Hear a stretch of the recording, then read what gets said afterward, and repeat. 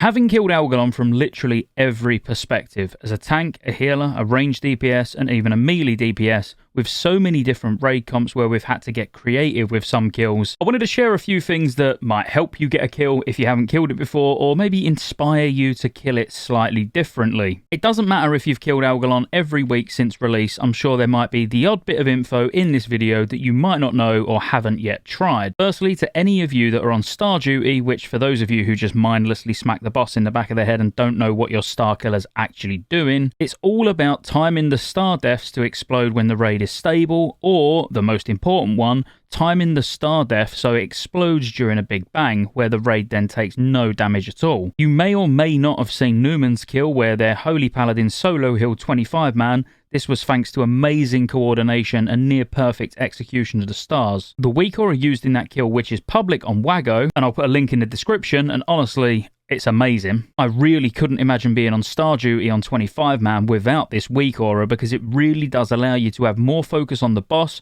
while being confident that the stars will blow when you need them to blow, which is during Big Bang. With the help of this weak aura, let's first talk about my personal favourite way of downing the boss, which allows you to drop healers because it massively reduces raid damage and ultimately leads to a faster kill. Having handled the stars exactly this way myself on 25 man, I can tell you it's actually just so much easier all round to get a kill this way. So if we get a nice timeline going, at 15 seconds into the fight, the stars first spawn, so you're going to have 4. The weak aura shows you in green text on the star's nameplate and in a separate frame here how much damage they need to take to ensure they die at the end of Big Bang. Nuking one star instantly so there's a black hole safe, and then having one person assigned to lowering that green number to around 5 to 10k is the aim of the game here. I personally feel really comfortable doing it as a Shadow Priest because all I do is full nuke the first star and then put Vampiric Touch and Shadow Word Pain up on the other 3. This nearly gets them all to the point we want, which is around the 10k mark in that green text. Now around 3 to 4 seconds before Big Bang,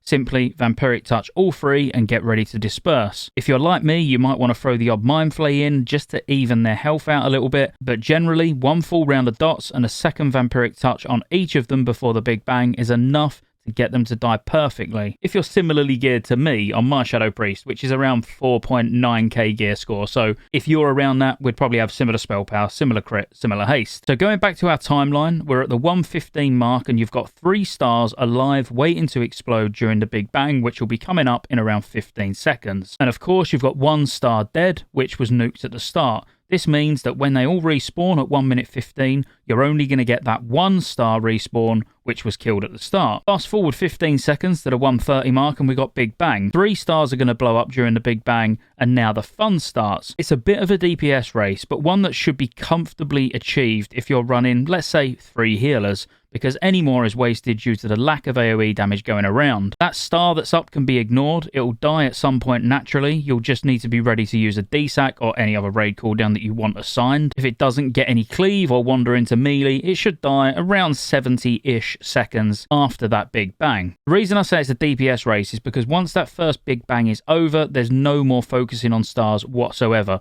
Everyone is just full nuking the boss because you'll only have 1 single star explode for the rest of the fight. That's right, literally, after the first Big Bang, completely ignore stars. You've come out of the Big Bang at around 138, and you now have until 215 until the next stars spawn. Now, it's kind of irrelevant when the single star blows, but if it's before 215, you'll have 4 stars up, whereas if it blows after 215, you'll end up with 3. Pulling the boss to the general direction of where that last star blew is a good idea just to get some distance from the other 3. So it's 2:15, you've got 3 or 4 stars up, and now you have just under 100 seconds to push the boss to 20%, so they despawn. So you're looking at around the 4-minute mark, you need to have the boss at sub 20%, or it's going to wipe, because 3 to 4 stars will die at once. But as I said at the start, with having that person or persons who were assigned to the stars being able to full focus the boss from the first Big Bang onwards, in conjunction with being able to drop healers, just makes it an easy push to 20%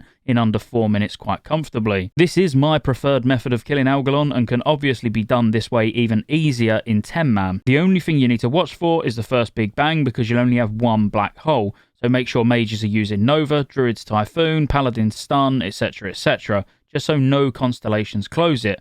Once you come out of the Big Bang, there's going to be plenty of black holes though from the 3 stars that blew outside while everybody else was inside, so these can either now be closed or ignored. Your choice. If for some reason when the constellations spawn, one wanders through the one and only black hole you've got, feel free to just nuke a star down. You'll have plenty of time to react. The solo tank strat is another interesting one. It's definitely a more viable option on 10-man than 25 for most guilds because the fight is just much shorter, but it does require very good timing. Basically, you handle everything else in the fight the same, whether you're blowing a portion of the stars in Big Bang or you're simply staggering their explosions between cosmic smashes. Is completely your choice. But the important thing with solo tanking is having 1 or 2 people that can taunt the boss and survive by some means when a new phase punch is coming in. So once the one tank you have hits 4 phase punch stacks, you've now got 15 seconds before the next one comes in. A couple of seconds before it, you would have, let's say, a feral DPS switch into bear, pop all cooldowns, maybe even get an external, and just taunt the boss for a second or 2. This is just so he gets that 1 stack of phase punch. Again, around 12 to 13 seconds later, you'll have someone else do it, or even the druid again. You could bop a DK or a warrior and they taunt it, or even have a rep, bubble and taunt. Whatever works for you. But the basics of one tanking is just to have a couple of people who can take 1 stack of phase punch every minute so your main tank gets time to drop their stacks. Your main tank, of course, will be taunting Algalon back as soon as that phase punch goes off. So every minute 15, you're looking at 4 or 5 seconds where the main tank isn't actually tanking. You're thinking, well, that sounds like a lot more complex. What could that achieve? Well, combine this with a previous strategy of blowing most stars in the Big Bangs and you have 1 really fast kill. 1 tank, 1 heal and 8 DPS. The boss literally melts. Solo healing Algalon as a holy paladin is extremely comfortable, and I've seen a few VODs floated around of other healers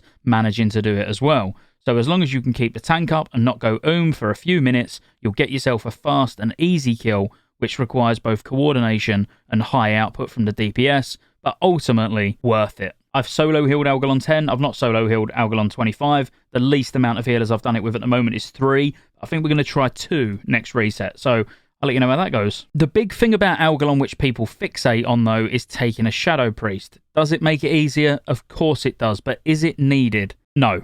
In fact, you don't need anyone to soak the Big Bang. We went and did a full 10-man clear a couple of days ago to go and get the Herald of the Titans, and very quickly after walking in and pulling Flame Leviathan, we realised we made a Herald of the Titans group with no Shadow Priest.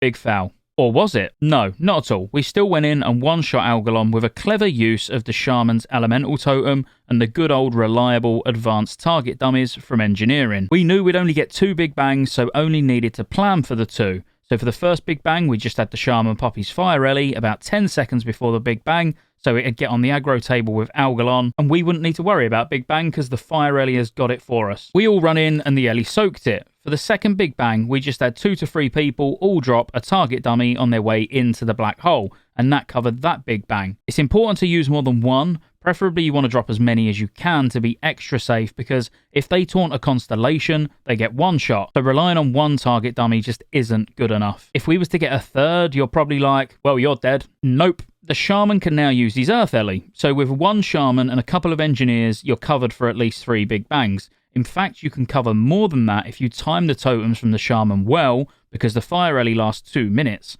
So as long as it doesn't die and you pop it at the right time, it can actually take the first 2 Big Bangs. Of course, you have rogues with cheat death, which is a safe one, and if you're running 2 prop paladins and your healers are total gods that never let Ardent Defender proc, you can just have paladins rotate, staying out and letting Ardent Defender proc on the Big Bang. Ultimately, what I'm trying to say here is you don't necessarily need a Shadow Priest for Algalon, it just gives you a bit more of a reliable way to handle the Big Bangs. The one I personally haven't killed it with, but I will leave it with you anyway, is simply staggering the health of the stars as soon as they spawn. I know there's a lot of guilds that do this, so you would just have a Warlock put a single dot on one, 2 dots on another, and 3 dots on the last one, whilst blowing the first star up immediately. This just means that every star will die at different times, and all DPS can focus the boss. There's no disputing that this works, and I know a lot of guilds that do it this way, but I definitely just prefer controlling the stars to either blow them during Big Bang or smack bang in the middle of 2 cosmic smash casts. You can still put a bit of extra DPS on a star to push it at the right time, but the dot and forget style of Algalon is 100%